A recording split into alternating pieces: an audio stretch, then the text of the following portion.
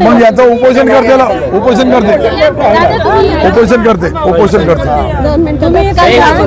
भैया हे तुमच्याकडे ठेवा, हे घ्या. जालन्याला उपोषण केलं होतं, पालकमंत्र्यांनी उपोषण सोडलं होतं. ब्राह्मण समाजाला आपल्या मुख्यमंत्री साहेबांनी तुम्ही इकडे या दादा, असं करू नका. ब्राह्मण समाजाला मुख्यमंत्री साहेबांनं त्या डिक्लेअर केल्या होत्या, पण अद्याप काहीही झालं नाही. म्हणून आमची आपल्या मार्फत विनंती आहे की ब्राह्मण समाज आपल्यावर नाराज होतो, हा होऊ नये. आम्ही परंपरागत तुमच्यासोबत आहोत. सर आता मी अर्धा मिनिट बोलू. मला ह्या जालन्याच्या बद्दल माहिती नाही, परंतु आता तुम्ही सांगितली तर राज्याचा मंत्री म्हणून मी 2 दिवसामध्ये मुख्यमंत्री महोदयाकडे जाईल. मुख्यमंत्री उपमुख्यमंत्री महोदयांची चर्चा करल आणि आपल्याला जे जे नंबर याच्यामध्ये लिहिले असेल, हे तुमचा दीपक गोपाळराव हां, तर तुम्हाला मी बोलून घेईल आणि तुम्ही अजून काही ॲडिशनल 2-3 लोकांचे नंबर दिले त्यांनाही बोलून घेईल आणि मुख्यमंत्री महोदयासोबत याची चर्चा करण्यासाठी मीटिंग बोलवण्यासाठी मला 2 दिवसाची वेळ द्या.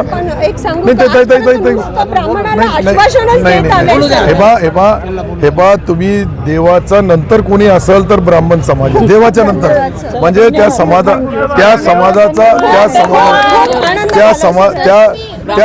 माझं ऐका ना, मी खरं बोलतोय. माझ्या मतदारसंघामधले जे पूजा पाठ करणारे ब्राह्मण समाज आहे त्यांना लग्नामध्ये याच्यामध्ये देवाचा रूप असतो आणि तिथून झाल्यानंतर त्यांची आर्थिक परिस्थिती काय आहे, त्यांच्या अडीअडचणी काय. आता सर्व समाजामध्ये गरिबी आलेली. पहिले एक विशिष्ट असा होता का ब्राह्मण समाज एक आगळा वेगळा शिकलेला होता. आज त्यांची लोकसंख्याप्रमाणे तुम्हाला जे काही पाहिजे, मी ह्या सर्व गोष्टी तुम्ही जे जीवन जगण्यासाठी जे काही तुम्हाला पाहिजे, जे काही तुमच्या लोकांच्या मागण्या आहे, धर्म रूढी परंपरा तुम्ही सर्व राबवतात. त्याच्यामध्ये राज्याच्या समाजाचा तो विषय आहे. नागपूरला एक चर्चा झालेली आहे, अजून ती बी प्रोसिडिंग कराल मी, पण आता 10 तारखेपर्यंत आम्ही आंदोलन. समस्त ब्राह्मण समाजाच्या वतीने आज संभाजीनगर येथे संपूर्ण महाराष्ट्रातील समन्वयकांची बैठक झाली. या बैठकीमध्ये मागील 28 नोव्हेंबर रोजी जालना येथे मी स्वतः दीपक रणनवरे यांनी समस्त ब्राह्मण समाजाच्या वतीनं आमरण उपोषण केलं. जालन्याचे पालकमंत्री यांना आम्हाला आश्वासनही दिलं की आपल्या मागण्या पूर्ण करू. मग जे काही उपोषण आहे ते मी स्थगित केलं. त्यानंतर 14 डिसेंबर 2023ला नागपूर अधिवेशनामध्ये या सरकारने आम्हाला शब्द दिला की आपल्या ज्या काही मागण्या आहेत व परशुराम आर्थिक विकास महामंडळ आहे ती आम्ही देऊ असं मुख्यमंत्र्यांनी घोषणा केली. परंतु आजपर्यंतही कुठल्याही प्रकारची ब्राह्मण समाजाला केलेली घोषणा पूर्ण केली नाही.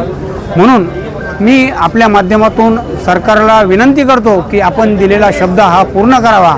अन्यथा आपण जर ब्राह्मण समाजाला धोका जर दिला तर ब्राह्मण समाज ह्यावेळेस आपल्याला धक्का दिल्याशिवाय राहणार नाही. मी ब्राह्मण समाजात ज्या काही प्रामुख्यानं मागण्या आहे त्यामध्ये परशुराम आर्थिक विकास महामंडळ, सर्व मुलामुलींसाठी उच्च शिक्षण मोफत करावं, त्याचबरोबर प्रत्येक जिल्ह्याच्या ठिकाणी एक वसतिगृह असावं. यासाठी आम्ही परत शासनानं जर या मागण्या लवकरात लवकर मान्य केल्या नाही तर 15 ऑगस्टपासून जालना येथे परत आमरण उपोषण करणार. काय नेमकी मागणी होती आणि काय बोलणार? ब्राह्मण समाज समन्वय समिती एक आमची समन्वयकांची आज मीटिंग होती छत्रपती संभाजीनगरमध्ये. ब्राह्मण समाजाच्या गेल्या कित्येक वर्षापासूनची एक मागणी आहे की परशुराम आर्थिक विकास महामंडळ व्हावं, ब्राह्मण मुलांना छात्रावास व्हावं. पण कोणत्याही यांनी ह्या मागणीकडे दुर्लक्ष केलेलं आहे. आमचे एक बंधू मागच्या वेळेलाही जालन्यात बसले, उपोषणाला निवेदन दिलं घेतलं, पण त्याच्यावर कोणतीही अंमलबजावणी झालेली नाही आहे. तर आज परत ब्राह्मण समाजाने एकत्रित होऊन आज जवळजवळ 36 जिल्ह्यांपैकी 30 जिल्ह्यांचे प्रतिनिधी या बैठकीत उपस्थित होते आणि सर्व मताने एक निर्णय घेतला.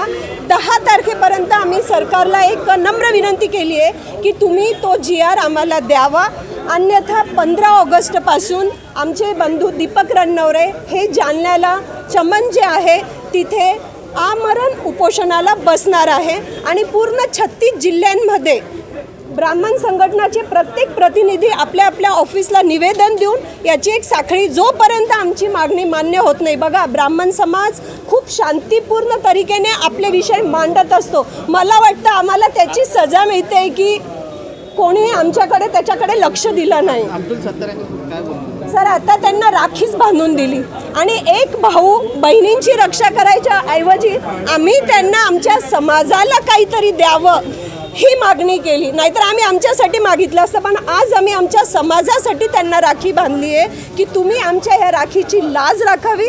आणि 15 ऑगस्टच्या पहिले त्यांच्या बोलण्यात एक दमदार विश्वास वाटला की तुमच्या सगळ्या गतिविधीकडे माझं लक्ष आहे आणि मी स्वतः मुख्यमंत्र्यांना तुमचे हे निवेदन देणार. आणि 2 दिवस, आम्ही तर 10 तारीख सांगितली, पण त्यांनी 2 दिवसात आम्हाला प्रतिउत्तर देऊ असं सांग. त्यामुळे सत्तार साहेबांवर आम्ही 101% आज विश्वास ठेवतो.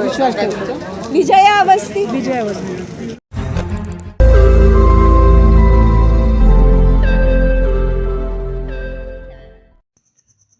रोज नई खबरों को देखने के लिए हमारे औरंगाबाद समाचार चैनल को सब्सक्राइब कीजिए और नोटिफिकेशन पाने के लिए हमारे बेल आइकन को दबाइए ताकि हर खबर की नोटिफिकेशन आपको मिलती रहे।